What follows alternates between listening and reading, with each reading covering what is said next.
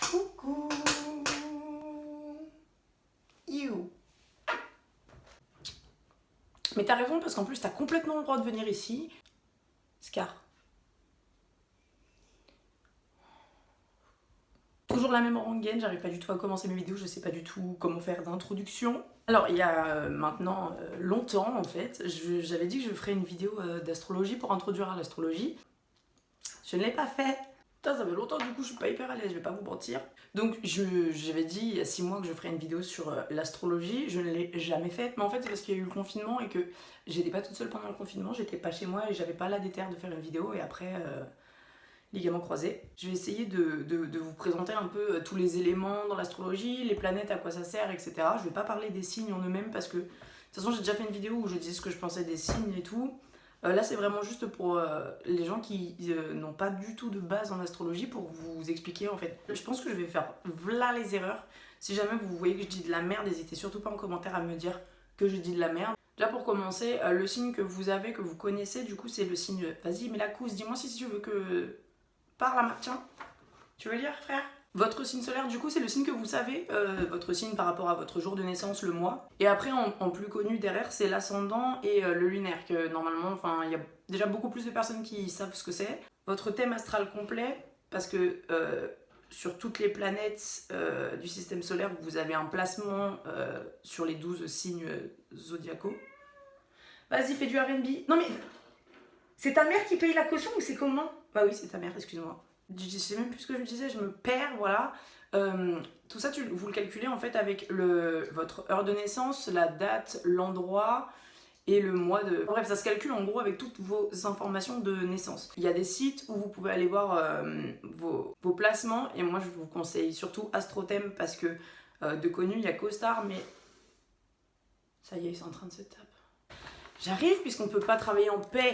Donc je vais commencer par vous décrire en fait chaque planète, un peu ce que ça représente, et ensuite je ferai les éléments, parce que vos signes astro, voilà, non mais moi je suis pas du tout organisée, c'est un truc de ouf. Il y a 4 éléments dans l'astrologie, donc la terre, le feu, l'eau, l'air. Par élément, il y a... mais en fait je vais commencer par parler de ça, ça va être plus simple. Dans chaque élément, il y a 3 signes. Du coup, c'est 3 signes qui vont avoir beaucoup de particularités communes. Il y a l'élément terre, donc terre c'est Vierge, Capricorne, Taurus. Donc l'élément de la terre, c'est des gens qui sont tarpins terre à terre, qui sont genre en mode concret, c'est très rationnel et tout, et c'est surtout des gens, on dirait en gros, ces signes-là, on dirait qu'ils sont super froids, qu'ils sont distants, tout ça et tout.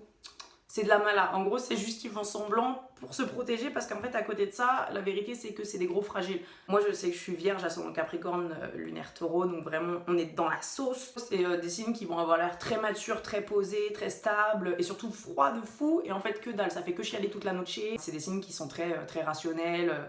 Lucide. Je crois que j'utilise les mêmes synonymes, mais comme je suis un petit peu débile, j'ai pas beaucoup de mots de vocabulaire. Ensuite, comme élément, il y a feu. Donc feu, c'est bélier, sagittaire et lion.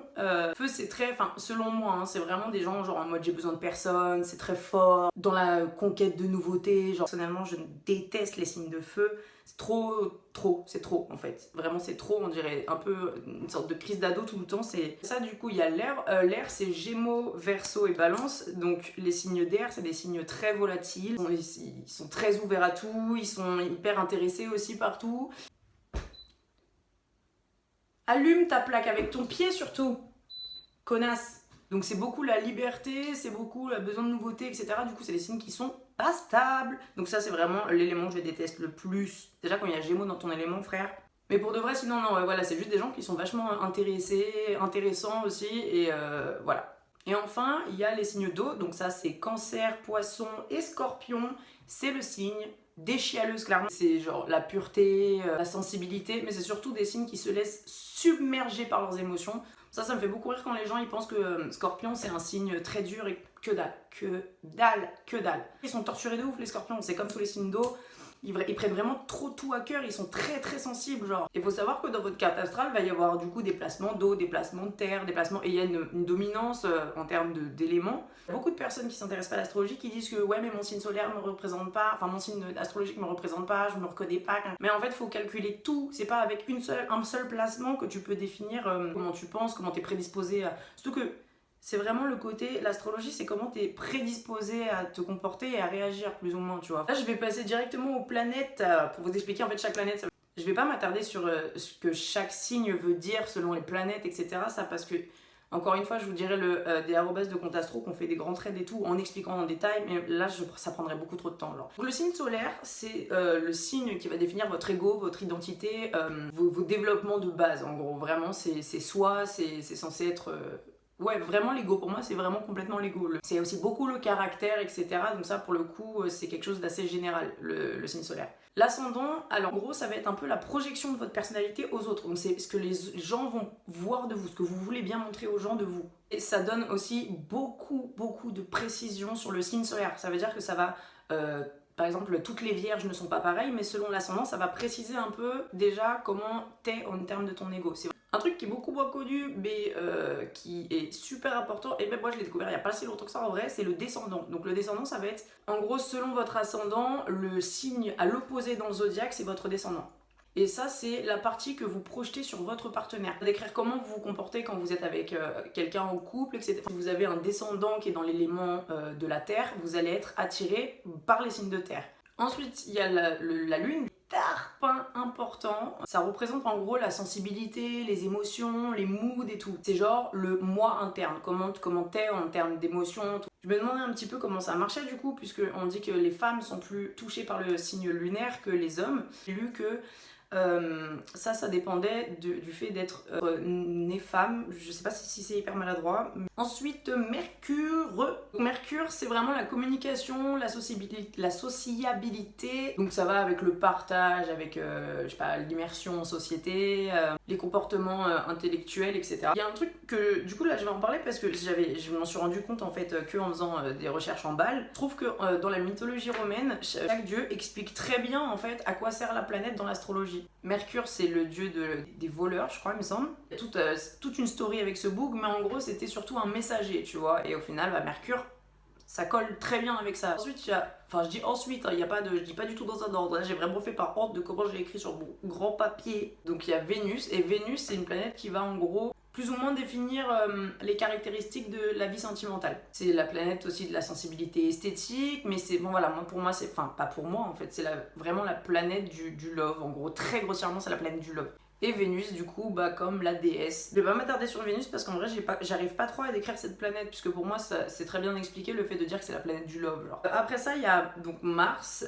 Mars, c'est vraiment une énergie puissante et forte. C'est vibrant, c'est l'impulsivité, c'est le conflit, c'est aussi le sexe, du coup, par défaut. C'est la colère, et c'est aussi la façon d'agir et de passer à l'acte. Donc le signe que vous aurez dans cette planète-là va définir comment vous vous comportez face à tout ça. Et Mars, dieu de la guerre, c'était le plus combatif de l'Olympe, donc voilà, c'est pareil, ça va très bien avec. Que dalle, en vrai j'ai perdu toutes mes connaissances, et même là je pense que j'ai dit de la merde sur les trucs de mythologie.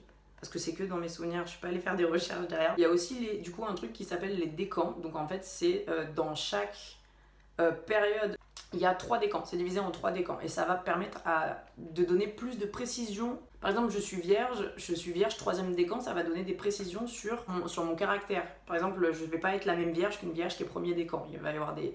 Et ça c'est pareil, il y a des traits qui expliquent très bien et qui vous disent selon votre décan quel genre de signe vous êtes dans votre signe solaire. Ouais, bref, truc de ouf. Il y a un truc sur lequel je vais pas venir maintenant, mais par contre, si jamais un jour ça vous intéresse, j'approfondirai tout et tout, mais il y a les maisons qui sont très importantes dans l'astrologie aussi. Vous avez chaque maison dans des signes aussi et ça définit encore plus de choses, mais ça carrément je sais que j'ai pas encore tout à fait compris, je suis encore en train de... Pourtant ça fait plus d'1 an maintenant que je m'intéresse à l'astrologie, mais c'est si complexe. Donc du coup dans toutes ces planètes là, vous l'avez dans un signe. Et par exemple, je sais pas si vous avez Mars en bélier, en sachant qu'en plus Mars c'est la planète du bélier, vous allez être quelqu'un de sport de ouf, ça doit être infernal d'ailleurs d'être en face d'un Mars bélier. Si vous avez Vénus en taureau, parce qu'en plus je crois que Vénus c'est la planète du taureau aussi, vous allez être hyper romantique, voilà, en fait à chaque fois ça veut dire quelque chose de différent. En fait, là pour moi le plus important c'était vraiment juste d'expliquer déjà les planètes et les éléments, parce que moi je sais que c'est à partir du moment où j'ai compris ça que j'ai voulu m'intéresser plus à l'astrologie. Donc je sais que de faire une petite introduction comme ça où je dis pas grand chose mais au moins je vous explique, parce qu'il y a aussi beaucoup de gens qui savent pas qu'il y a autant de planètes, qui savent pas qu'on a des signes différents dans chaque planète. Au moins peut-être que ça vous donnera envie de vous pencher plus. Là je pense que quand je publierai la vidéo, dans la barre, je vais mettre les Twitter. Ils m'ont beaucoup aussi appris de choses sur l'astrologie en lisant les trades, etc. Je vous mettrai les arrobas, comme ça vous pourrez approfondir si vous en avez envie. Je vais m'arrêter ici. Si jamais j'ai dit de la merde, j'ai fait grave des maladresses, j'ai dit des... Peu importe, je me suis trompée sur un truc ou quoi, et précisez de ouf. en commentaire parce que même moi, au moins je saurais que j'ai dit de la merde. Enfin voilà quoi, bisous.